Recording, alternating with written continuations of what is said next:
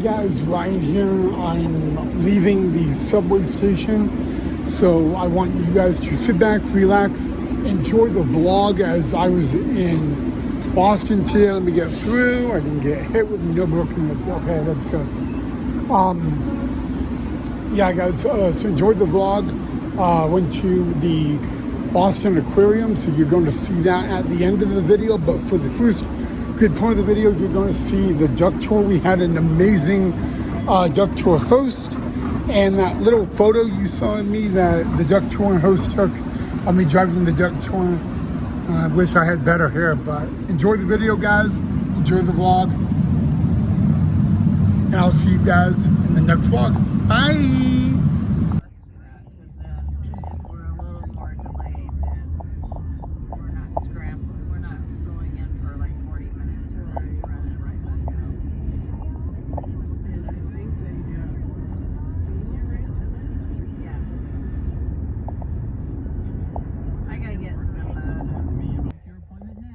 Foggy, foggy, foggy.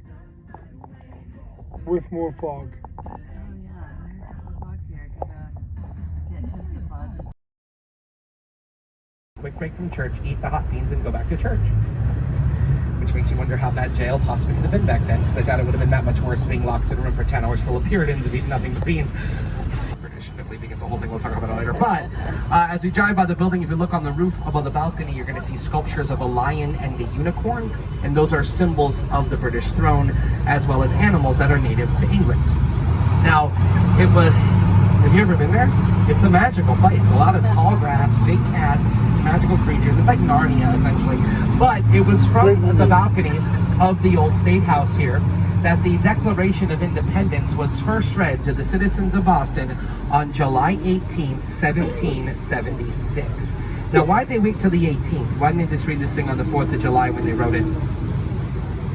Where was it written? The Lion, which we discovered in 2015 when we took it down. There was some money in there, some campaign pins. Now, we put more stuff in the time capsule, as you do. I don't know of everything we added to it, but I know there's a David Ortiz bobblehead doll up there now, and an iPhone 4. So these are things for the future. Now, this beautiful building on our right with these stone archways, this right, you know, you've got a little bit of a pictograph at the Ocean Air restaurant. They have a little fish up there. They sell seafood. You know what I mean? So this needed a place to bury their dead, so that's what this is. You're going to find John Winthrop, the first colonial governor and Puritan leader, buried in here. His son, John Winthrop Jr., the first colonial governor of Connecticut, is buried in here. A woman named Mary Chilton is buried in here, and she was a passenger on the Mayflower. And have you guys ever heard of Paul Revere? Oh yeah. Well, he's not buried in there. But he did build the church bell that is in the King's Chapel on our left. You can't see it from the outside, but it's up there. Now, the King's Chapel was the first granite building in Boston, built in 1754. They actually just unveiled a new sculpture here on Sunday, and some of you can maybe see it through the pillars there. Yeah. It's a lady holding a bird cage that's open with birds flying out of it. Now, like I said, this church was established even before it was built in 1754. It was established back in the 1660s. Now, coming up on your left, you're going to see a bar. Sorry, that was the weirdest thing I could think of. No, what's weird about the Parker House, so check this out. This is true. Both Ho Chi Minh and Malcolm X worked in the kitchen of the Parker House at different times. Malcolm X was a busboy there, and Ho Chi Minh was a pastry chef there for 3 years. I know that sounds cuckoo bananas, but ask Siri, ask Alexa, any of those girls, and they will back me up on this. Now, here on your left is a bar called the Beantown Pub. It's the only place in the world where you could drink a cold Sam Adams. We're looking right across the street at a cold Sam Adams, because he's buried over here on your right, in the Granary Burying Ground. Now listen, escúchame, if you are dead and you are in Boston, this is where you want to be. This is the Studio 54 of dead people in our city. There are 3 signers of the Declaration of Independence buried in here. Wow. Samuel Adams, Robert Treat Paine, and John Hancock. Now, of those 3 names, I'm sure most of you have heard of Sam Adams. Got a dream to take us there. We're coming to America. Oh wow. Got a dream. Do you like Neil Diamond? He's the best. Turn on your hot lights, let it shine wherever you go. Sweet land of liberty. That song is called America and was sung in the steps of this church for the first time by a children's choir. You know we ripped that tune off of God Save the King, right? It's the same melody. We just kind of Weird Al Yankovic the lyrics to make it about America. Very cheeky of us to do that. Now, if you want to see something very cool, take a look to your right. And if you're taking pictures, get your cameras and point them there now, because when we pass this light, past the church, you're going to get your first view of the beautiful gold dome of our state capitol building, looking straight up Park Street. It's a quick view, and we're going to be driving by this building later, but I do like looking at it from up the street there. Oh yeah. Isn't that awesome? I love that gold dome. Worth about $150. Now you're probably thinking, well, what a deal, $150. But remember, William Blackstone, the first settler, he didn't own it. He was just kind of staying here. But then when he was leaving, the Puritans were like, how much should we? Oh yeah, Blackstone's like, I don't know, $150. And they're like, here you go, now we own it. And then the Massachusetts tribe was like, what's going on? But when the Puritans bought the common, they decreed that other burying ground in the common. You can see that little stone building there. That's like the caretaker cottage for it. It's called the Central Burying Ground. It's where you'll find most of the British casualties from the Battle of Bunker Hill. There's also a very famous portrait artist buried in here named Gilbert Stuart. And you guys are all very familiar with Gilbert Stuart's work, am I correct? Broadway producers over the years opt to debut their shows here before they take river and marshlands. I took this picture myself in 1861. I have a very strict skincare regimen. I spend like 2 hours on this thing every night. But it's pretty nuts. Now, of course, right? Isn't that nuts? Now, this is not the only landfill in Boston, people, not by a long shot. Our little peninsula here was only 1.5 square miles. We've added 3,000 acres to it over the years. Now, I'll give you a little example. Do you remember where do you guys see that hotel where we left from, that big Marriott, right where we left from? And then take a look down all these streets as we pass, like they did that development of the hill. And when they did that first development, almost all the glass they used came in one shipment from a glassmaker in Europe that surprisingly had a flaw. It had too much manganese oxide in it. And everybody knows what happens to manganese oxide when it gets exposed to sunlight. There's purple. That old manganese oxide. My favorite oxide, I think, of all the oxides. It's probably the best one. Before he donated the land to the state. And they're believed to be the two oldest English elms in the Western Hemisphere. 3 of the 4 are named John. John Adams, which is a big hint for the next one. John Quincy Adams. So those are your 3 Johns. John Adams, John Quincy Adams, John F. Kennedy. Now the 4th one is not named John, but does share the same first name as another one of the Beatles. Not Ringo. I would vote. I would vote for Ringo. George. What someone said it. Now Washington. Which one? Oh, the first one. The first one, yes. George H.W. Bush was born in Milton, Massachusetts. Very few people get that right because they think of Texas with the Bushes. Yeah, but they're a New England family. That's why they got that place up there. And so, anybody know what this style of architecture is? This is pretty unique and cool. Yeah, brutalist architecture, which is the most self. Quack.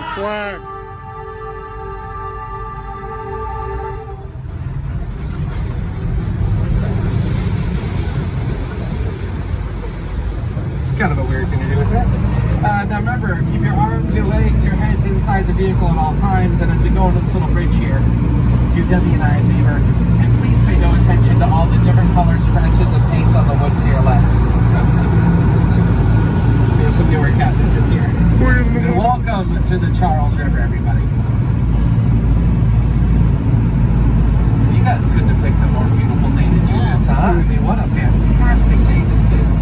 Now, because this is our Ducks first tour of the day, I have to do a quick radio check with my dispatcher in the Museum of Science. Give me 1 second. But while I do that, look at how beautiful the Glamour Slammer. We just had the 129th running of the Boston Marathon about 4 months ago on Patriots Day. But I'm very proud to share with you all, this is the first year that I ever ran the Boston Marathon. Thank you very much. Thank you, I appreciate that. It wasn't easy, but I dug deep, I pushed myself, and I finished it. Yesterday. And about 4:30, I'm going to try to get next year. Someone told me I should run the width of it. They said it still counts, but it's a lot easier, so I'm going to try. Anyway, if both the Charles River and the Boston Marathon start in Hopkins and it ends in Boston, how long is the Charles River? you might guess 26.2 miles, but then you remember that original name, Quinnipiac. If we made those runners run along the river, they'd have to run 80 miles to get from Hopkinton to Boston. It's swimmable again. The birds have returned to the area, and for the last 15 years, the Environmental Protection Agency has given the Charles River the title of cleanest urban river in the whole United States. We've come a very long way with this, and it does just keep getting better all the time. Oh, look at the time. Okay, this is awkward. I'm sure you guys are all familiar with the Department of Transportation. You know the Candy Junior Mint? Every Junior Mint that's ever been made ever is still made here in East Cambridge today. Now, what this has become now, once you pass these residential buildings on the shore, you'll find what is now a huge hub of the tech and biotech industry. A lot of big biotechnology firms are headquartered in East Cambridge now. Here we go. You guys are in for a very fun time.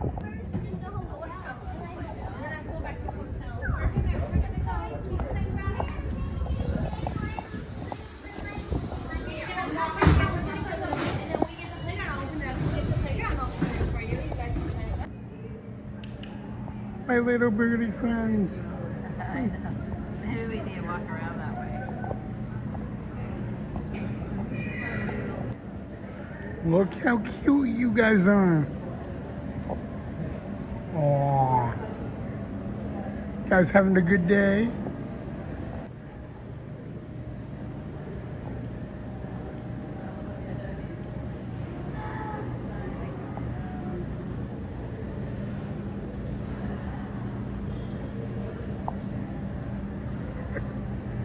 You guys are too cute.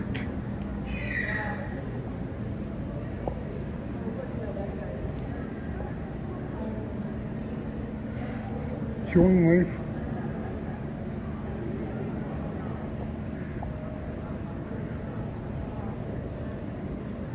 A little friend. We got two of them.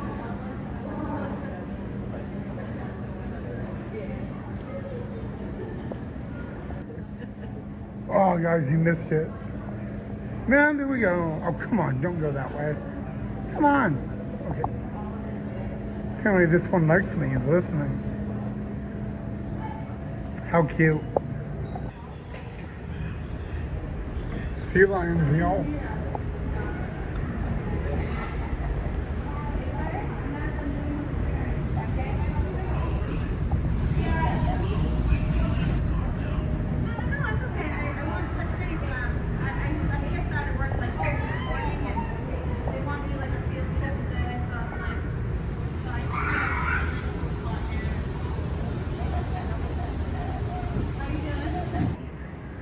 They were really curious. Looks like we're making a little friend.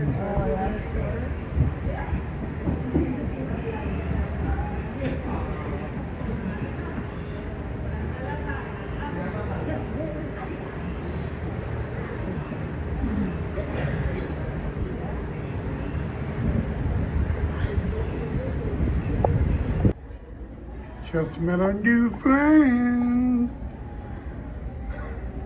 Oh, that's a huge fish, y'all. So here's actually the front of that fish, guys. I mean, doesn't it look like one of the fishes in Finding Nemo? Wait, what is that? I forgot it. With all the fishes, we found a sea turtle, y'all.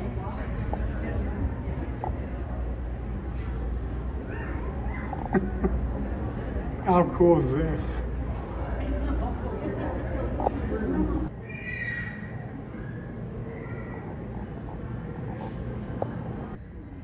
There we go, guys, a stingray. Look how cool that, oh, and maybe getting a little food or something. Got bang two of them right now.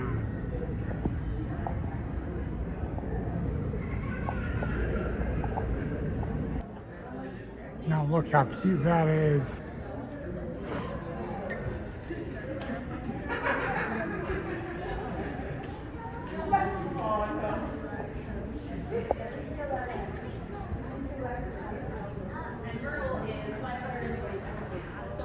Ooh. Wow.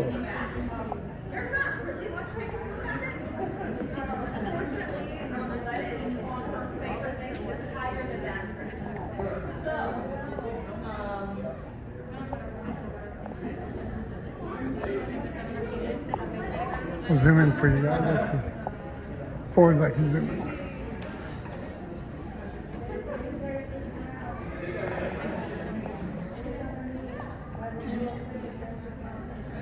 Who's gonna go? Aww.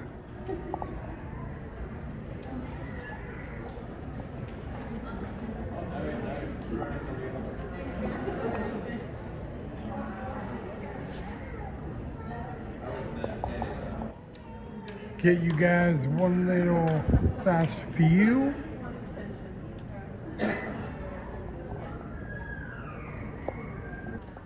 Get ready to, oh, hopefully she'll see it.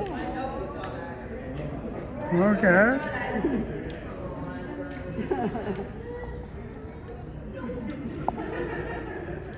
A little redirection, here we go. Now it's gonna get fun. Good job. One more extra view of middle for you guys.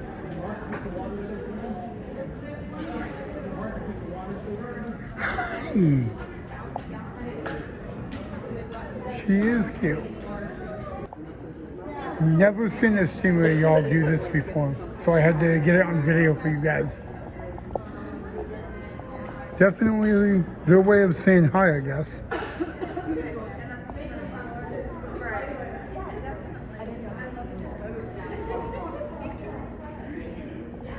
Pay very close attention. See, that's what I'm talking about. Definitely a way of saying hi, maybe.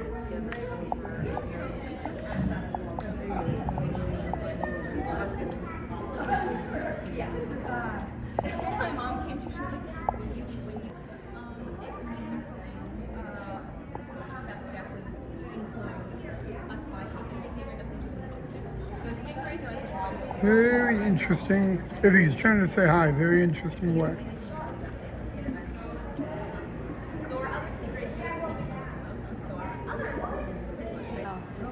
There's the octopus, guys, in case you were wondering. There, on the window. That's a starfish, yeah. The octopus is sucking. There, you saw the octopus move. There you go.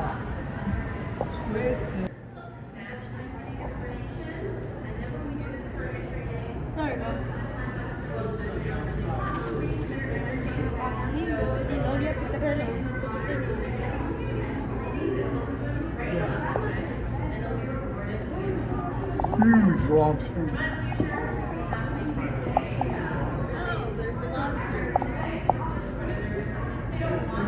Look at the size of that, y'all.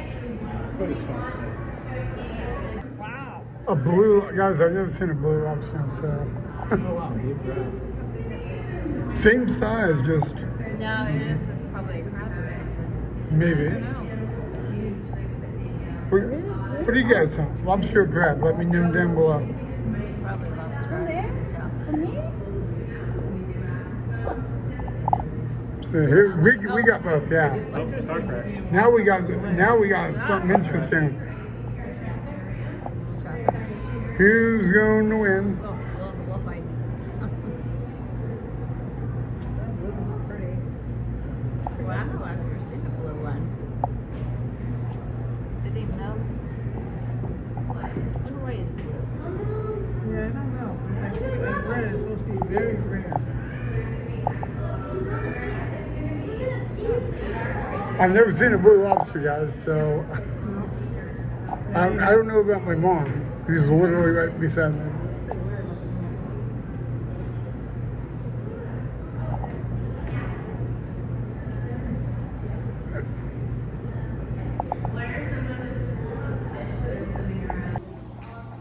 Beautiful. Oh, Marta would so love these colors right here. You know, my sister's like, these are the one thing she loves, y'all. So I had to video it for her. Now that looks like Dorothy from Finding Nemo. Wrong color though. Later, Gator.